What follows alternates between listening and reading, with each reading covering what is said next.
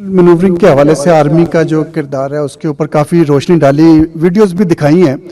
اگر 18ویں ترمیم کو بنیادی طور پر دیکھا جائے تو یہ کام ہیلتھ ایجوکیشن کے یہ کام کرنے کی ضرورت ہے صوبائی حکومتوں کے، اور جو ایسا آپ اکنامک ایکٹیویٹیز کر رہے ہیں اور گرین پاکستان انیشیٹو کے تحت زراعت میں کام کر رہے ہیں، وہ کام ہے وفاق کا. ایک تنقید بہت زیادہ کی جا رہی ہے کہ آرمی کا ہر شعبے میں رول بڑھتا جا رہا ہے، تو اس تنقید پر آپ کا رد عمل کیا ہے؟ تو چھوڑ دیں. دیکھیں لائک بھائی، بات یہ ہے کہ جو پاکستان کی فوج ہے یہ قومی فوج ہے. آپ یہ پہلے سوال کریں کہ یہ اس فوج کے جو افسر ہیں، جو اس کے جوانان ہیں، جو اس کے غازی ہیں، ویٹرنز ہیں، اس کے شہداء کے ان کی جو اولادیں ہیں وہ کہاں سے آتی ہیں؟ وہ اس ملک کے طول عرض سے آتی ہیں. وہ گلگت سے آتی ہیں، بلتستان سے آتی ہیں، کوئٹہ سے آتی ہیں، کشمور سے آتی ہیں، ملتان سے، پنڈی سے، شہروں سے، گاؤں سے، لکی مروت سے، پشاور سے، ہر جگہ سے آتے ہیں. وہ تمام مذاہب سے بھی آتے ہیں، تمام مسالک سے بھی آتے ہیں. اور سب سے بڑھ کر جو سمجھنے کی بات ہے کہ وہ اس ملک کے متوسط علاقوں سے آتے ہیں، مڈل کلاس سے آتے ہیں، غریب خاندانوں سے آتے ہیں. تو یہ جو آپ کی فوج ہے، اس کے جو افسر ہیں، اس کے جو جوان ہیں، یہ اس ملک کا اشرافیہ تو نہیں ہے. یہ تو وہ گلدستہ ہے جو کہ متوسط اور غریب طبقوں کا ہے، تمام رنگوں کا ہے، تمام مذاہب کا ہے، تمام علاقوں کا ہے، تمام نسلوں کا ہے. اور یہ ایک میرٹ بیس سسٹم کے تحت کام کرتا ہے. اور اس میں جو افسر ہے، جو جوان ہے، اس کی جو پہلی اور اولین بھی اور آخری ترجیح کیا ہے؟ وہ پاکستان ہے. And that is why you see کہ وہ جو افسرز ہیں اور وہ جو جوان ہیں، جو اس کی سب سے قیمتی چیز ہے اس کے پاس، وہ کیا ہے؟ وہ جان ہے اس کی. وہ یہ جان اس ملک کے تحفظ، اس کی انٹرنل سیکیورٹی، اس کی فلاح و بہبود کے لیے دینے کو ہر وہ تیار نہیں ہوتا. اور یہ جو تسلسل ہے جانے دینے کا، یہ 1947 سے چل رہا آ رہا ہے اور چلتا رہے گا انشاءاللہ. لیکن اس کے لیے the all credit doesn't go to اس.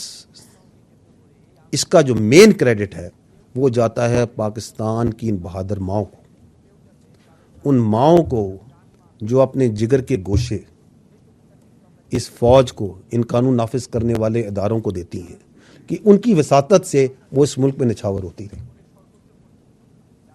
تو یہ جاننے کی بات یہ ہے کہ یہ جو آپ کی فوج ہے، یہ کسی خاص ایک سیاسی سوچ، ایک زاویے، ایک گروپ، ایک پارٹی، ایک مذہب، ایک مسلک، اس کو تو لے کے نہیں چل رہی نا. یہ تو پاکستان کو اور پاکستان کی ترقی کو لے کے چل رہی ہے، اور اس میں کبھی نہیں ہچکچائی. تو جو افسر، جو جوان، جو ادارہ اپنی جان دینے کو تیار ہے، تو اگر اس کو حکومت وقت یا کوئی بھی حکومت قانون کے مطابق کوئی کام دے جس میں پاکستان کا فائدہ ہو، تو وہ کیوں پیچھے ہٹے گا؟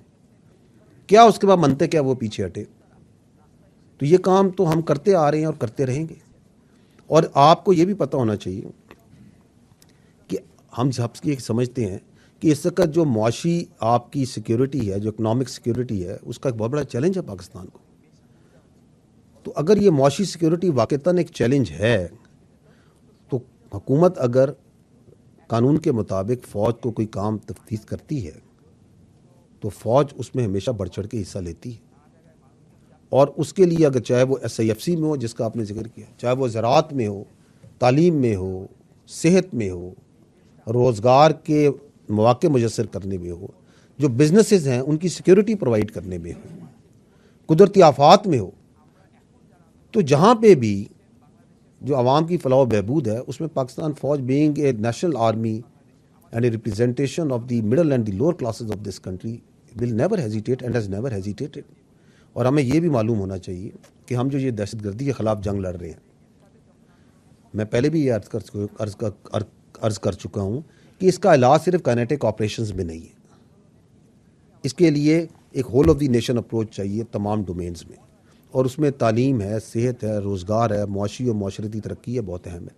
تو آپ نے بھی دیکھا ہوگا میری بریفنگ میں بھی کہ جن جگہوں پہ فوج کی ڈپلائمنٹ زیادہ ہے، جن علاقوں میں انٹرنل سیکورٹی پہ ہمارا زیادہ تعیناتی ہے، وہیں پر ہمارا زیادہ فوکس ہے ان پروجیکٹس کے اندر.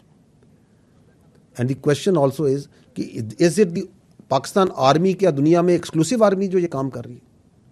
اگر آپ نگاہ ڈالیں تو پوری دنیا میں بیشتر ممالک میں ان کی افواج جو معاشی اور معاشرتی پروجیکٹس ہوتے ہیں ان میں اپنی حکومت کو اور اپنی عوام کا ساتھ دیتی. اس کی متعدد مثالیں ہیں. فرق صرف یہ ہے کہ وہاں پہ ان کے اس کام کو قدر اور ستائش سے دیکھا جاتا ہے. ہمارا مسئلہ یہ ہے کہ ہم اپنے سیاسی مقاصد کے لیے، اپنے مذموم نیرو انٹرسٹ کے لیے اس کو تنقید کا نشانہ بناتے ہیں.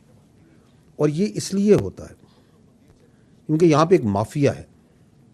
مجھے افسوس کے ساتھ کہنا پڑتا ہے کہ یہاں پہ ایک مافیا ہے جو یہ نہیں چاہتا کہ پاکستان کی عوام ترقی کرے اور اس کی فلاح بہبود ہو. وہ مافیا یہ سوال تو نہیں کرتا کہ جس اشرافیہ کی ذمہ داری ہے کہ تعلیم کو یقینی بنائے، صحت کو، روزگار کو، بزنسز کو یقینی بنائے، وہ ان پہ سوال نہیں کرے گا. وہ یہ سوال نہیں کرے گا کہ ان چیزوں کی وجہ کیا پرابلمز ہیں، کیا ایشوز ہیں جن کی وجہ سے یہ چیزیں عوام کی فلاح و بہبود نہیں ہو رہی، اور کس طریقے سے ان مسائل کو ہم مل کے حل کریں. اس کو تکلیف اس بات پہ ہے کہ فوج کیوں عوام کی فلاح و بہبود اور ترقی اور پاکستان کو آگے بڑھنے کے لیے کام کر رہی ہے. کہیں خدا نہ خواستہ اس کی وجہ یہ تو نہیں کہ یہ مافیا سمجھتا ہے کہ اس کی کامیابی عوام کو مجبور اور غریب رکھنے میں ہے تاکہ اس کا استحصال کر سکے. میں پہلے بھی اس فورم پہ کہہ چکا ہوں اور میں آج دوبارہ یہی بات کہوں گا کہ جب آپ کے گھر میں آگ لگی ہو تو سوال یہ نہیں کرتے کہ تم آگ بجھانے کیوں آئے ہو.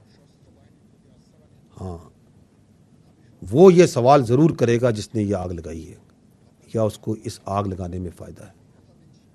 ضروری یہ بات ہے کہ اس سوال کو کرنے والے کو اور اس آگ کو لگانے والے کو پہچانیے، کیونکہ پاکستان انفارچونیٹلی بدقسمتی سے وہ یہ سمجھتا ہے کہ پاکستان کی تباہی میں اس کی کامیابی ہے.